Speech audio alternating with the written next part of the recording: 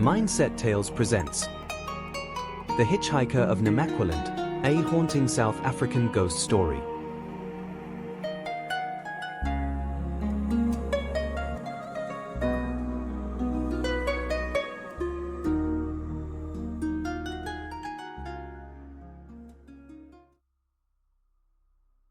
The road from Springbok to Cape Town was a narrow vein of light cut through an ancient dark.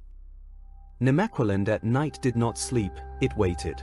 The land lay open and vast, its rocky plains and low hills stripped bare beneath the stars, as if memory itself had scoured them clean. Peter drove with both hands on the wheel, his speed steady, the engine's hum the only thing anchoring him to the present. By day, this road was honest enough. Flowers in season, tourists with cameras, the occasional farm pickup heavy with dust. By night, it belonged to something else. The radio crackled, voices dissolving into static. Peter turned it off. Silence settled in, thick and deliberate. He had already passed several turnoffs when the hitchhiker appeared. The man stood just beyond the white line, not waving, not restless, simply there. His coat hung straight despite the wind, and his hat shadowed his face. Peter almost drove past. Almost. Something about the man's stillness made him slow, then brake. When Peter rolled down the window, cold air rushed in. Evening. I need to get to just past Vredendal, if you're heading that way. Peter studied him for a moment. Hitchhikers were rare out here, especially at night. You're a long way from anywhere. The man smiled faintly. And so are you. Peter unlocked the door. The man climbed in, and with him came a cold that settled deep into the seat cushions, into Peter's bones. It was not the sharp cold of night air but something older, heavier, like stone shaded from the sun. They drove in silence. The headlights carved pale tunnels through the darkness, illuminating fences that led nowhere and road signs bleached nearly blank by time. The man did not fidget. He did not look around. He watched the road ahead as though following a remembered path. Just as they had passed Bitterfontein, he broke the silence. My brother and I grew up near Vredendal, on a farm not far from this road. Peter nodded, eyes forward. The stranger continued. We worked for a farmer in the area. Hard land, good land if you knew how to listen to it. He had a daughter, Anna. The name lingered, as if time wished to give it meaning. She used to walk the fields at dusk, barefoot sometimes, said it helped her think. We'd watch from the sheds and argue about who she'd wave to first. And did she? He gave a brief smile. Sometimes, and then sometimes she didn't wave at all. The road dipped, then straightened. We were close, my brother and I, but love often turns closeness into rivalry. Who worked harder, who she spoke to longer, who she laughed with. His hands folded tightly in his lap. Hendrik needed to be chosen. I only hoped.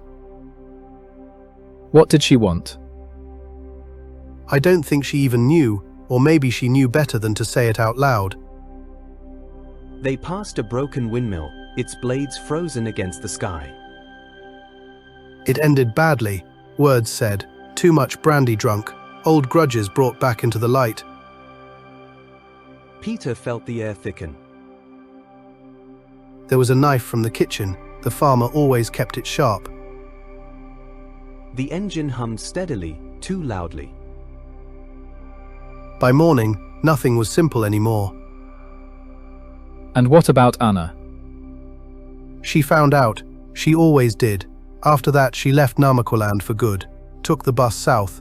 Some wounds don't heal where they're made.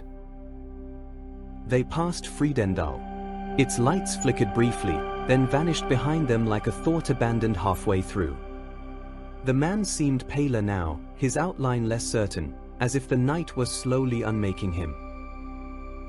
Do you think that places remember us better than people do? Peter considered the dark, stretching endlessly ahead.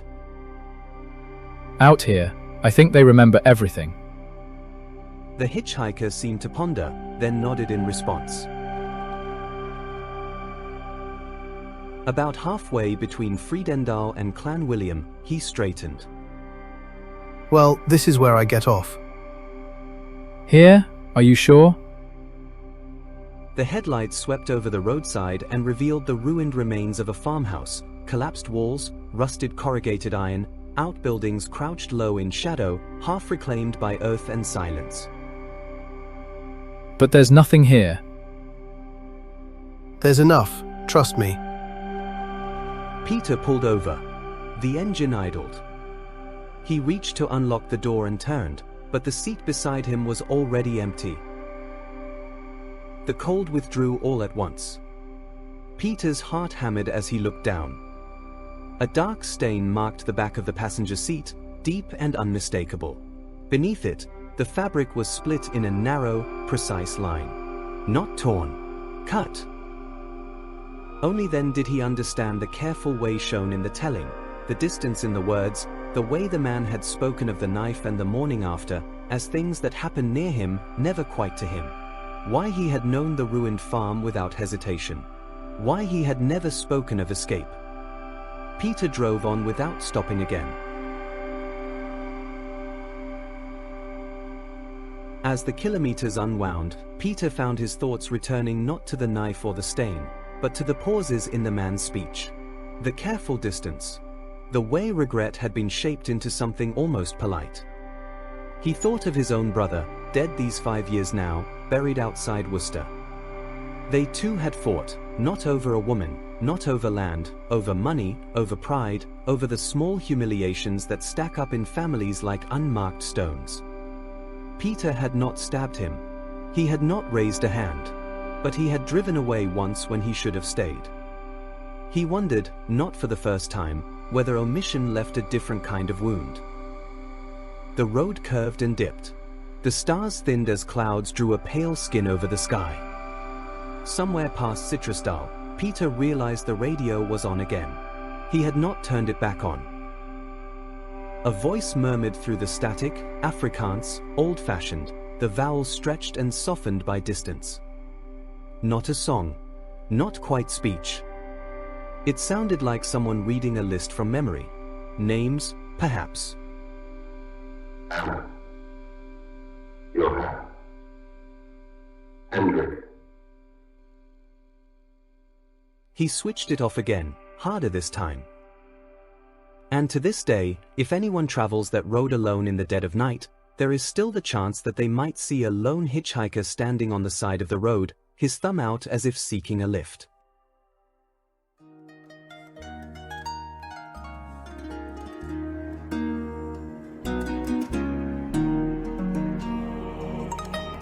If you enjoyed this tale, then leave a like, a comment, and subscribe. It would mean the world to us.